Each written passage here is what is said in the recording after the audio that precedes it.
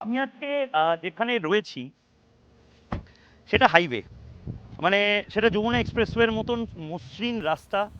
সেটা দুর্গাপুর এক্সপ্রেসওয়ে বলে। আসুন প্রথমে দেখাই কীরকম দেখতে এই হাইওয়েটা, কারণ এই হাইওয়েটা না দেখালে এবং তারপরের চিত্রটা না দেখালে এই যে এপিসোড, সেই এপিসোডটা শেষ হবে না। আমি এই মুহূর্তে দাঁড়িয়ে রয়েছি দুর্গাপুর এক্সপ্রেসওয়ের বাঁ দিকে, অর্থাৎ আমার সামনে সোজা সোজা বর্ধমান, পেছনে কলকাতা, পেছনে ডানকুনি। এবং আমি এই মুহূর্তে যেখানে দাঁড়িয়ে রয়েছি সেটা সিঙ্গুর। এই হচ্ছে সিঙ্গুরের এক্সপ্রেসওয়ে। এই সিঙ্গুর এক্সপ্রেসওয়ে মানে এখান থেকে একদম এই যে রাস্তা, এটা দুর্গাপুর এক্সপ্রেসওয়ে। সামনে একদম সোজা চলে গেছে বর্ধমান, আর পেছনে কলকাতা। আর বাঁদিকে টাটা বাঁদিকে যদি আপনি তাকান, দ্য গ্রেট সিঙ্গুরের টাটার ফ্যাক্টরির জমি। এটাই হলো সেই সিঙ্গুরের টাটার ফ্যাক্টরির জমি। এবং বিদেশি বিনিয়োগকারীরা তারা যদি টাটার ফ্যাক্টরিতে আসার চেষ্টা করেন, তাহলে তাদেরকে ঠিক এভাবে নামতে হবে এবং এই রাস্তা দিয়ে যেতে হবে। এই রাস্তা দিয়ে যেতে হবে, মানে এইটুকু রাস্তা, যে রাস্তাটা সোজা চলে গেছে টাটার ফ্যাক্টরির কাছে। এরমভাবে রাস্তাটা চলে গেছে। এখন আর বড় লরি ঢোকে না, এখন বড় বড় টেসলার মতন কোম্পানি আর ভাবে না কলকাতার কথা।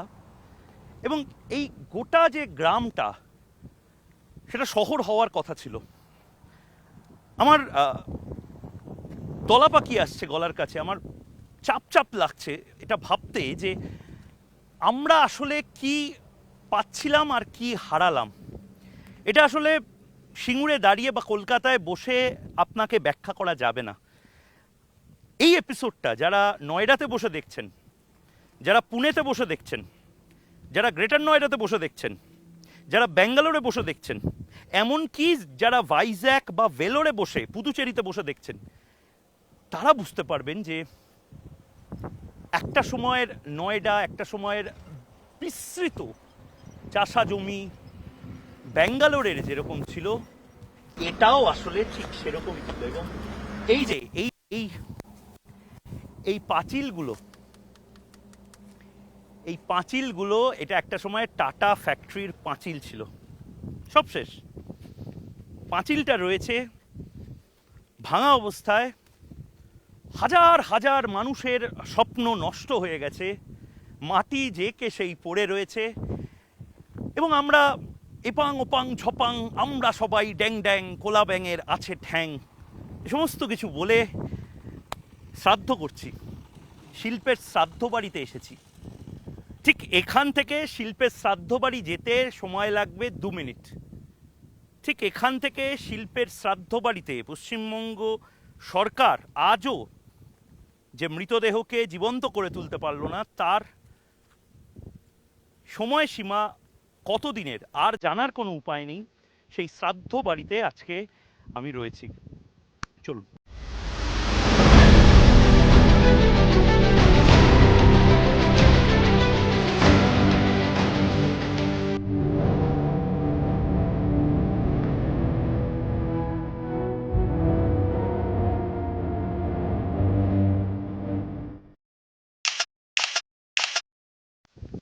আমি এই মুহূর্তে যেখানে দাঁড়িয়ে রয়েছি সেটা মহেঞ্জোদড়ো নয়। মহেঞ্জোদড়ো আপনারা জানেন, মহেঞ্জোদড়োকে বলা হয় মৃতের স্তূপ। যদিও শিল্পের মৃত দেহ, অর্থাৎ ডেড বডি, সেই ডেড বডি এখানে প্রচুর পড়ে রয়েছে, শিল্পের মৃতদেহ।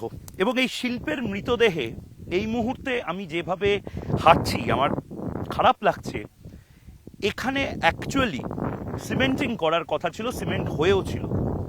এবং এখানে টিয়াগোর মতন, ন্যানোর মতন বা টাটার যে সমস্ত ইলেকট্রনিক ভেহিকল, অর্থাৎ যে ব্যাটারি চালিত গাড়ি, ইলেকট্রিক গাড়ি, যেগুলো এখন সানন্দে এবং আহমেদাবাদে এশিয়ার বৃহত্তম ফ্যাক্টরি টাটারই তৈরি হয়েছে, সিঙ্গুর থেকে গিয়ে সানন্দে।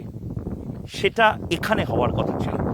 এই মাটি, যে মাটি এই মুহূর্তে আমার হাতে রয়েছে, সেই মাটি নাকি অসম্ভব ভালো মাটি। এই মাটিতে কৃষিকাজ হবে এবং সে কারণে এই মাটিটা শিল্পের জন্য ব্যবহার করতে দেওয়া হলো না।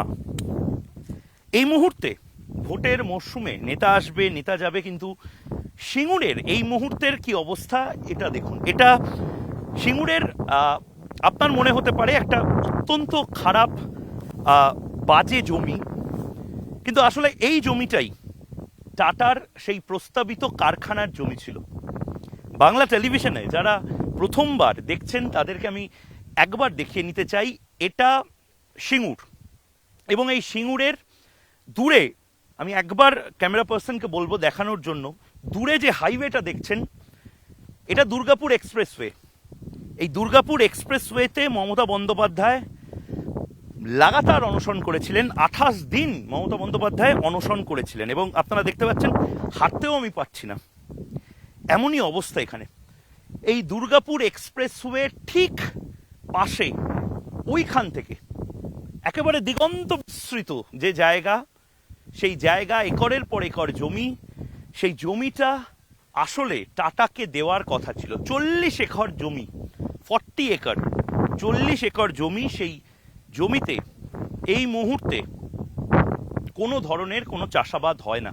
আমি দেখানোর জন্য বলবো, সবুজ হয়ে আছে ঘাসে, কিন্তু এখানে এখনো না সর্ষে চাষ হয়, না কোনো ফ্যাক্টরি হয়েছে, না কোনো ফ্যাক্টরি হওয়ার সম্ভাবনা রয়েছে। এবং এমন একটি পরিস্থিতিতে আমরা এই মহা শ্মশানে দাঁড়িয়ে রয়েছি। এটাই বোধহয় শিল্পের মহা শ্মশান বলা যায়, যেখানে এখনো এই জমির মধ্যে ইট যেরকম রয়েছে ঠিক সেরকমভাবে লোহা লক্কর সমস্ত কিছু রয়েছে। এবং আজ আমরা এখানে কথা বলবো সিঙ্গুরের বিজেপি প্রার্থী অরূপ কুমার দাসের সঙ্গে। চলুন।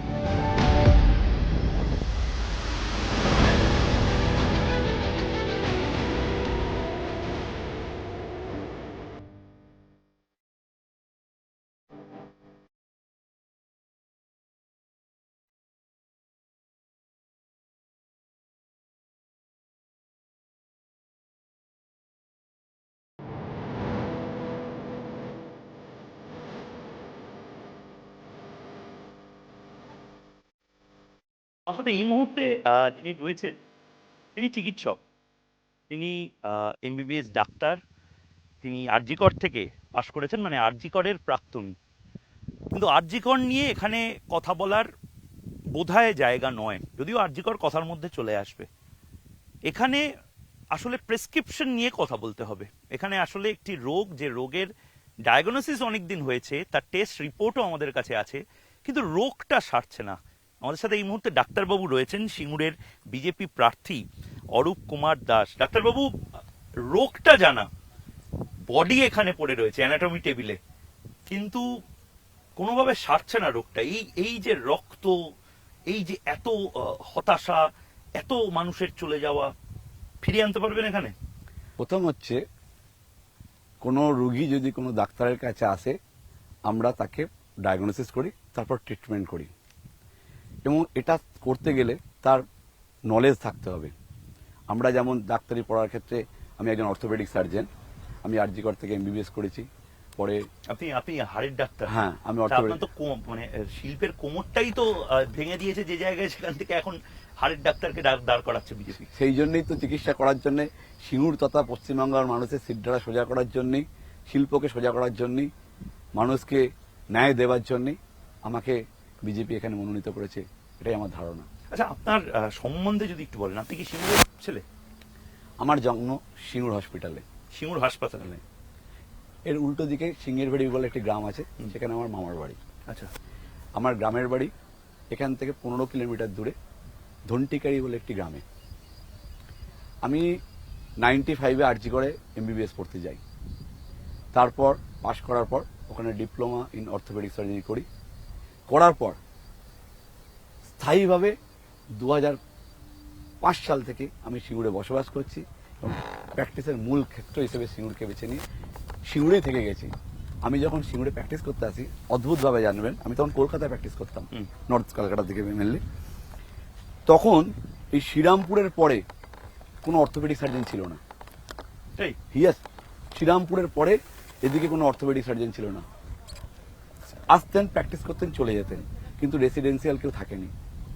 আপনি বালি স্টেশন পেরোলে বর্ধমানের মধ্যে কোনো রেসিডেন্সিয়াল অর্থোপেডিক সার্জন ছিল না। তখন কিন্তু আমি কলকাতায় ভালোই প্র্যাকটিস করতাম বিভিন্ন নার্সিংহোমগুলোতে, কিন্তু তখন আমার পরিবার কিংবা আমার দেখে মনে হয়েছে, আমার বাবা মা কিংবা আমার সিঙ্গুরে এসে মনে হয়েছে যে সবাই তো পরিষেবা পাস করছে, কলকাতা চলে যাচ্ছে বা অন্য কোনো বাইরের স্টেটে চাকরি করতে চলে যাচ্ছে। আমারও অপরচুনিটি ছিল, আমার বন্ধুরা বিদেশে আছে, অনেকেই বাইরের স্টেটেও রয়েছে, কলকাতাতে থাকছে।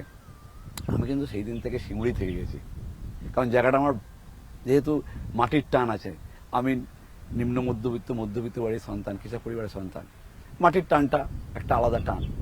আমরা নিজের গায়ে নিজের রাজার মতো বাস করি। তা আপনাকে বিজেপি হঠাৎ করে নির্বাচিত করলো কেন? মানে আপনি তো 10টা কনভয় নিয়ে চলেন না, আপনি বিশাল জননেতা নন। কিসের জন্য আপনাকে বিজেপি সিলেক্ট করেছে বলে মনে হয়?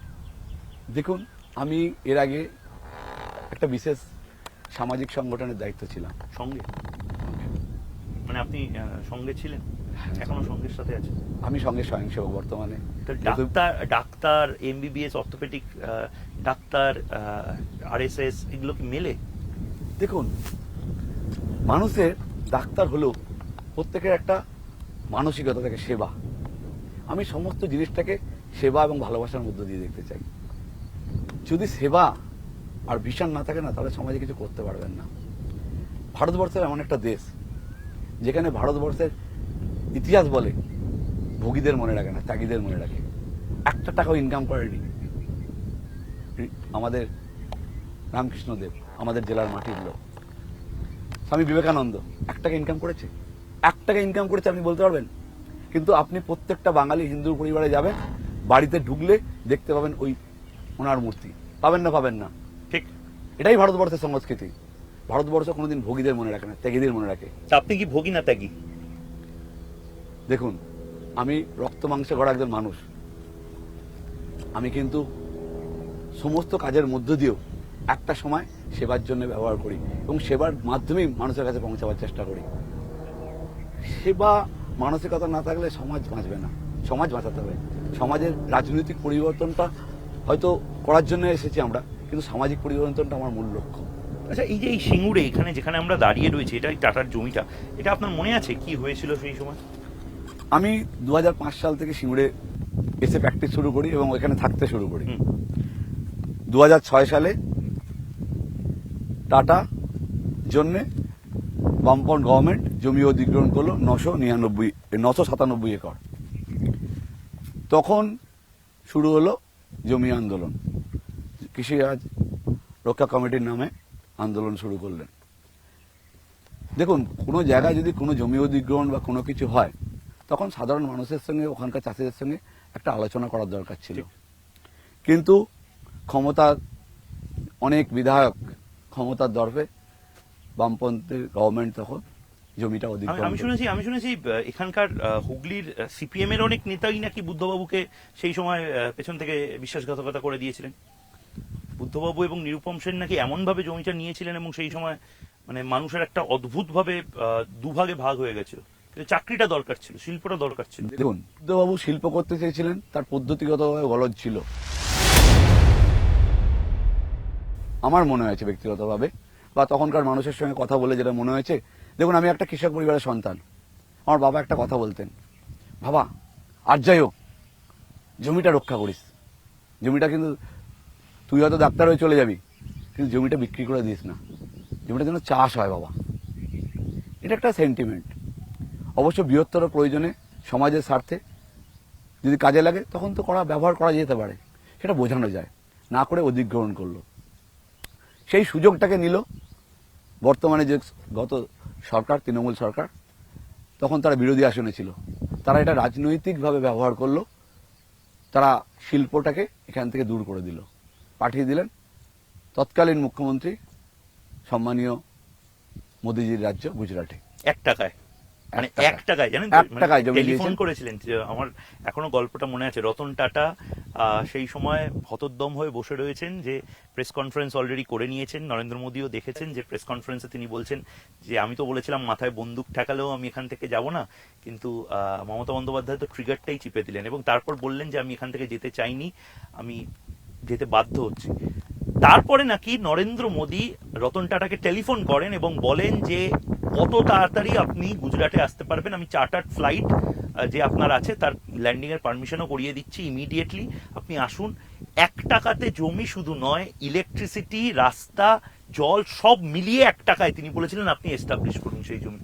মানে এইটা হচ্ছে সদিচ্ছা। আর আমাদের এখানে মানে আপনি কবে বলছেন সিঙ্গুরের ফ্যাক্টরিটা শেষমেশ পাত্তারি গোটালো? ওটা 2016 সালে রায় হলো যে এই কৃষি জমি মানে ফেরত দেন। 16 থেকে আজকে যদি 26ও ধরা হয়, আমি ক্যামেরা পার্সনদের বলবো দেখুন এই এখনো স্মৃতিচিহ্ন বহন করে রেখেছে। এই যে এখানে এক একটা করে লোহার পুরো পুরো স্ট্রাকচার, তার মানে এর ভেতরে স্ট্রাকচার আছে, পুরো কংক্রিট স্ট্রাকচার আছে। আপনি যদি আরো ভিতরের দিকে যান কোন দিকে? তাহলে আরো দেখি না, আরো ভিতরের দিকে, মানে ওই এগুলো হ্যাঁ। পাল্টে ভেতর দিকে যাওয়া যায়, হ্যাঁ। তাহলে কিন্তু আপনি দেখতে পাবেন যে আরো পিলার রয়েছে। সবচেয়ে গুরুত্বপূর্ণ ঘটনা হচ্ছে মানে এখানে কি, আপনি তো চাষি বাড়ির ছেলে, এখানে কি চাষাবাদ হবে, এখন হওয়ার সম্ভাবনা আছে? অলিক অল্প। অলিক কল্পনা। হ্যাঁ। আমি দর্শকদেরও জিজ্ঞেস করছি, এই যে এই মাটিটা, যে মাটিটা এই মুহূর্তে আমি দেখতে পাচ্ছি এখানে যে মাটিটা রয়েছে, আমি যদি একবার দেখাই, এই মাটিতে এখনো স্টোন চিপ রয়েছে, এই মাটিতে বালির পাশাপাশি সিমেন্ট মিশে গেছে, এই মাটিতে ঘাস হয় বটে, কিন্তু এই মাটিতে কোনোভাবেই চাষাবাদ হবে কিনা সেটা একটা প্রশ্নচিহ্ন শুধু নয়, অলিক কল্পনা বলছেন অরূপবাবু। এবং অদ্ভুতভাবে, যেহেতু আপনারা এখানে নেই, আমি একবার যদি এখানে জোরে জোরে কথা বলি, সেই কথাটা ইকো হয়ে আসছে, তার কারণ এখানে এখনো এত বেশি সংখ্যক আয়রন বা লোহা রয়েছে মাটির নিচে, সেই লোহার রেজোনেন্স এখনো, অনুরণন এখনো এখানে পাওয়া যায়, এবং এই লজ্জাপতি গাছ ইত্যাদি রয়েছে, কিন্তু মাটির সম্ভাবনা নেই, মানে চাষাবাদের মাটির সম্ভাবনা নেই। আমি একজন কৃষক পরিবারের সন্তান। ছোটবেলাটা মাঠে কেটেছে, এখনো মাঝে মাঝে মাঠে যেতে হয়। তো সে জায়গায় দাঁড়িয়ে এটা কোনোদিনই সম্ভব নয় চাষের উপযোগী করা। এই মুহূর্তে যে জায়গায় দাঁড়িয়েছি আমরা, তো মমতা বন্দ্যোপাধ্যায় তো এখানে সর্ষে ফেলেছিলেন, ওই জায়গাটা তো চাষ হয়েছে, দেখুন মানে কিছু কিছু কিছু গাছ তো হয়েছে, আমি দেখতে পাচ্ছি। 25% জায়গা, 20 to 25% জায়গা কিছুটা কৃষিযোগ্য হয়েছে, কিন্তু যে উর্বর কৃষি জমি যেটা হয়, যেখানে সব ফসল পাওয়া যায়, সেরকম জায়গা কিন্তু তৈরি করতে পারে। এইটা হচ্ছে এই মুহূর্তে সিঙ্গুরের টাটা ফ্যাক্টরি, সেই টাটা ফ্যাক্টরির মাটি। এই মাটিটা বিশেষজ্ঞরা যারা আছেন তারা এই মাটিটা অ্যানালিসিস করে বুঝতে পারবেন, এই মাটিতে মাটি ছাড়াও বালি রয়েছে, অসম্ভব পরিমাণে বালি রয়েছে, সিমেন্ট রয়েছে, স্টোন চিপস রয়েছে। এই মাটিটা কৃষি কাজে ব্যবহার করার অযোগ্য। এবং দর্শকদের বলছি, আপনারা যারা বিভিন্ন দেশে বসে ময়ূককে দেখছেন এই মুহূর্তে, এটা হচ্ছে একটা অংশ, যে অংশটা আমি এই সিঙ্গুরের মাটির আপনাকে দেখালাম। এখানে শিল্পই হতে পারে, কিন্তু মমতা বন্দ্যোপাধ্যায় না শিল্প করলেন এত বছরে, না চাষাবাদ করলেন, এবং এটা এতটাই শক্ত হয়ে আছে এই মাটিটা। আমি যদি এরমভাবে ফেলেও দিই, দেখুন এই মাটি কিন্তু অবস্থা দেখুন, এই মুহূর্তে এই মাটির অবস্থা দেখুন, ভয়ঙ্কর অবস্থা। মানে সিঙ্গুরে যেখানে সেমিকন্ডাক্টর প্লান্ট হওয়ার কথা ছিল, যেখানে এত বড় বড় জিনিস হতে পারতো, এত জমি পড়ে রয়েছে, সেখানে তো কিছুই হলো না। অরূপদা, দেখুন এই কারণেই আগামী দিনে যাতে সিঙ্গুরের উন্নতি হয়, সিঙ্গুরের মানুষ তথা বাংলার মানুষ একটা নবজাগরণের আলো দেখতে পায় শিল্পের, সেই উদ্দেশ্যে নিয়েই আমাকে এখানকার ভাইবস কেমন, মানে আপনি এখানকার মানুষ কি বলছে? শিল্প দেখুন, আপনি যদি যেতেন, মানে এটা আমার বলতে খারাপ লাগছে, কিন্তু জিতলেও নরেন্দ্র মোদী, যদি সরকারে বিজেপি আসে, সিঙ্গুর জিতলেও এখানে শিল্প হবে, সিঙ্গুর হারলেও এখানে শিল্প হবে। কিন্তু সিঙ্গুর জিতলে আপনি নেতৃত্ব দিতে পারবেন এই এত বড় যে কর্মযোগ্য সেই সমস্ত কিছু। তো সেখানে আপনার কি মনে হচ্ছে সিঙ্গুরের মানুষের এই মুহূর্তে পালস কি? দেখুন, সিঙ্গুরের মানুষ অত্যন্ত সচেতন। তাদের ঘরে ভুল বুঝিয়ে 997 একরের জমি অব্যবহৃত রয়েছে। এটা সমাজের কাছে কতটা ক্ষতিকারক। মানে এই যে এত জমি, এই জমিটা কত? 997 একর। 997 একর, মানে জমি। ভাবুন। তার মধ্যে 20% কৃষিযোগ্য হয়েছে, কিন্তু বাকিটা পড়ে আছে। তার মানে এটা কিছুই হচ্ছে না। এটা এটা সিঙ্গুরবাসী কেন, আমাদের বাংলা কেন, বিশ্ববাসীর কাছে এটা তো লস। আচ্ছা, আপনি বলছিলেন হ্যাঙ্গার থেকে শুরু করে সমস্ত কিছু, মানে আপনি যদি একটু রিকনস্ট্রাকশন বা মনের মধ্যে ভাবেন যে এই জায়গাটা কিরকম ছিল, এখানটাই কি শেডটা ছিল? এখানে এক একটা জায়গায় এক একটা পার্ট, একটা 997 একর জায়গার মধ্যে বিভিন্ন জায়গায় বিভিন্ন সেট ছিল, বিভিন্ন ফ্যাক্টরি, বিভিন্ন অ্যাসেম্বলির ব্যবস্থা ছিল। মানে সুড়ঙ্গের মতন বলছেন, ওটা কি ছিল? সুড়ঙ্গের মতো ছিল বলতে ওখানে ওরা যেটা করেছে, বিভিন্ন ডিনামাইট দিয়ে সমস্ত ফাটিয়েছে এবং সেইখানে একটা করে গর্ত তৈরি হয়েছে, এবং ডিনামাইট দিয়ে ফাটানোর পরে শুধু নয়, এখানকার পাশাপাশি বাড়িগুলো কিন্তু সব ফাটল ধরেছে।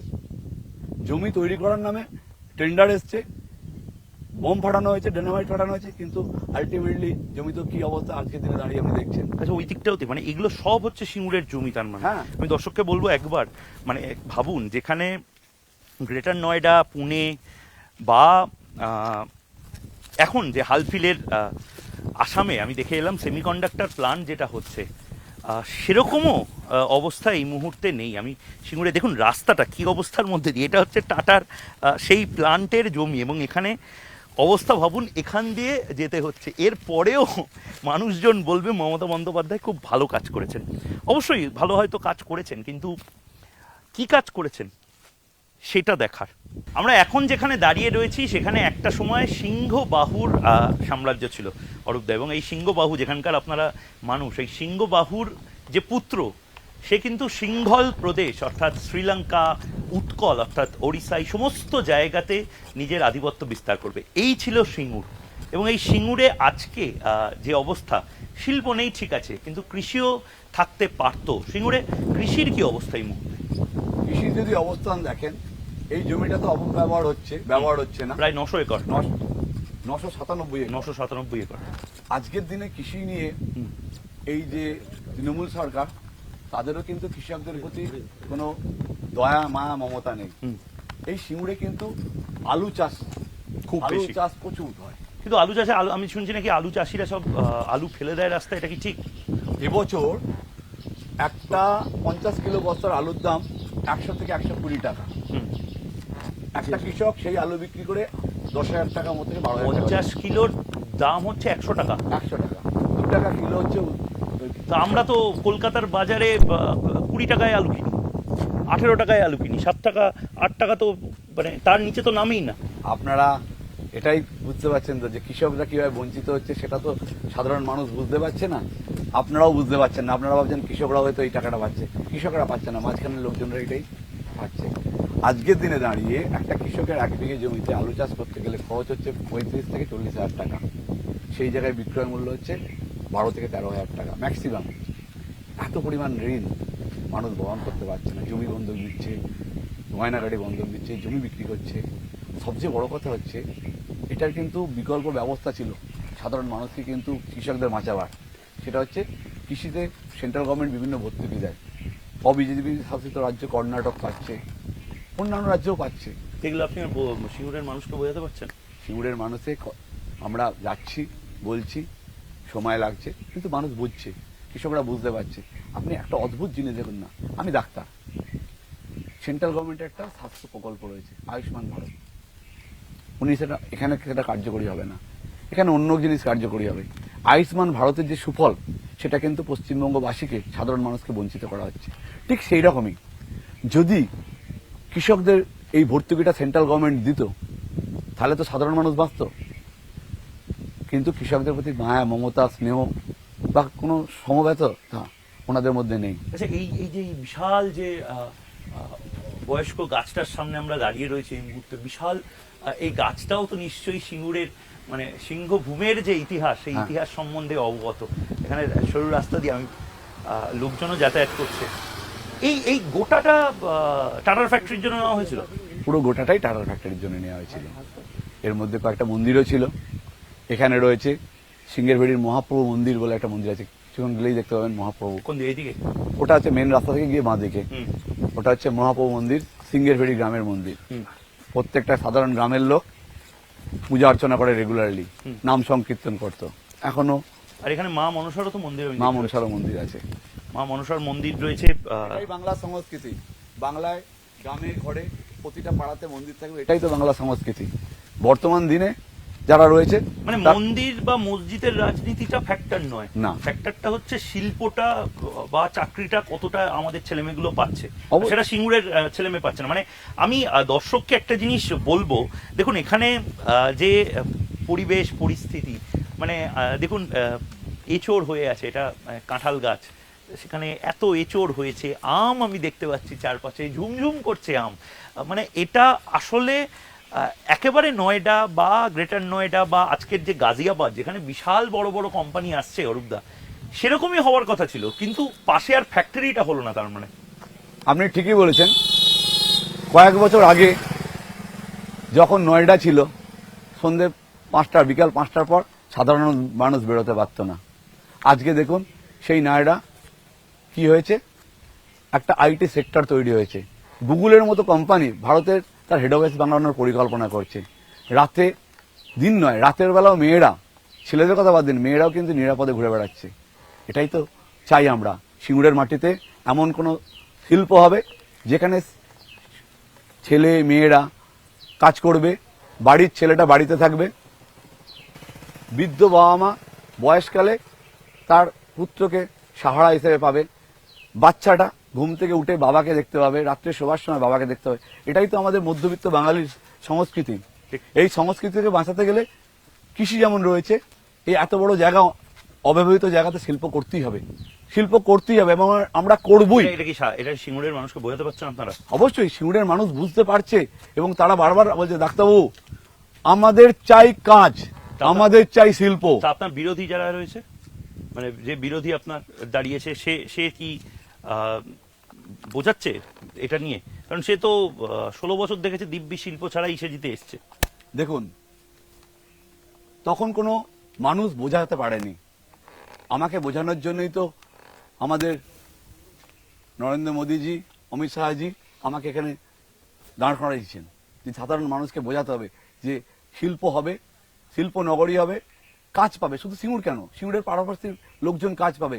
শিক্ষিত যুবক পরিযায়ী শ্রমিক হয়ে, পরিযায়ী হয়ে পশ্চিমবঙ্গের বাইরে যাবে না। পশ্চিমবঙ্গ থেকে পড়াশোনার মানটাও দেখুন না কিভাবে হচ্ছে। প্রাইমারি স্কুলগুলো সব বন্ধ হয়ে যাচ্ছে, ছাতার মতো ইংলিশ মিডিয়াম স্কুল করছে। হায়ার ইনস্টিটিউটগুলোর অবস্থা দেখুন না আজকে। তা আপনি কি করতে পারলেন? মানে আপনার অন্যান্য আগের যে এমএলএরা রয়েছে, তারা তো খাটের তলায় টাকা, গার্লফ্রেন্ডের বাড়িতে টাকা, চাল চুরির টাকা, ডাল চুরির টাকা, কৃষকের টাকা, ডিম থেকেও তো আমি শুনেছি মিড ডে মিলের ডিম থেকে পর্যন্ত টাকা নিয়েছে। তা আপনি কি করে উঠতে পারলেন? দেখুন, আমি কিন্তু প্রত্যেকটা মানুষের মধ্যে দুরকম সত্তা রয়েছে। মানুষ কিন্তু খারাপ হয় না, পরিবেশ এবং সমাজ তাকে খারাপ বানায় অনেকাংশে। আজকে আপনাদের একটা ছোট গল্প বলি, আপনারা সবাই পড়েছেন। একজন ঠাকুরমশাই একটি পুজোর পাঠা নিয়ে কাঁধে করে যাচ্ছিলেন। চারজন অসাধু লোক, প্রথমজন বলল, ঠাকুরমশাই কি করছেন, কুকুর নিয়ে যাচ্ছেন? দ্বিতীয়জনও তাই বলল, তৃতীয়জনও তাই বলল। যখন চতুর্থজন বলল, ঠাকুরমশাই কুকুর নিয়ে যাচ্ছেন, উনি কাঁধ থেকে কুকুরটা ফেলে দিলেন। তৃণমূলের কর্মীরা, তৃণমূলের যারা রয়েছে, সাধারণ মানুষকে কিন্তু এইভাবেই বোকা বানাবার চেষ্টা করছে। আমার কাজ হচ্ছে মানুষের এই ভুল ধারণাটা ভাঙে দেয়া। সেটাই করছি এবং সেটাই করব, সিঙ্গুরে শিল্প করব। বেশ, আমরা এখন যেখানে দাঁড়িয়ে রয়েছি সেখানে পাখির ডাক রয়েছে, সেখানে আম, জাম, পেয়ারা, বহু গাছপালা রয়েছে। দূরে কোথাও একটা আজান দেওয়া হচ্ছে, এবং এমন এক জায়গায় আজানের শব্দ পাচ্ছি যেটা মন্দির। এগুলো ফ্যাক্টর নয় আসলে বাংলায় রূপাই সাজু যেরকম ভাবে ছিল, বাংলায় জসিমউদ্দিন ছিল, বাংলায় নজরুল ইসলাম আর রবীন্দ্রনাথ ঠাকুরও ছিল, কিন্তু বাংলায় শিল্প ছিল না। শিল্প আসার একটা স্বপ্ন বাংলায় বুদ্ধদেব ভট্টাচার্য দেখেছিল, এবং নরেন্দ্র মোদী সেটা ইমপ্লিমেন্ট করে গোটা দেশে দেখিয়েছে। সিঙ্গুর, আমি শুরুটা করেছিলাম এই মহেঞ্জোদারো বলে, সেই মহেঞ্জোদারো শিল্পের মৃতদেহ বহন করে এই শিল্পের মহেঞ্জোদারো সিঙ্গুর থেকে হরপ্পার দিকে বাংলা এগোয় কিনা সেদিকে চোখ থাকবে, এবং চোখ থাকবে তাপসী মালিকরা এবার কোন পক্ষ নেয়। বাংলার প্রাইম টাইমে আপাতত আমি ময়ূখ রঞ্জন ঘোষ এখানেই শেষ করছি আজকের এপিসোড। আবার অন্য কোনো জায়গায় অন্য কোনো শহরে যাব এবং এভাবেই কারো না কারোর সাথে কথা বলবো। ধন্যবাদ।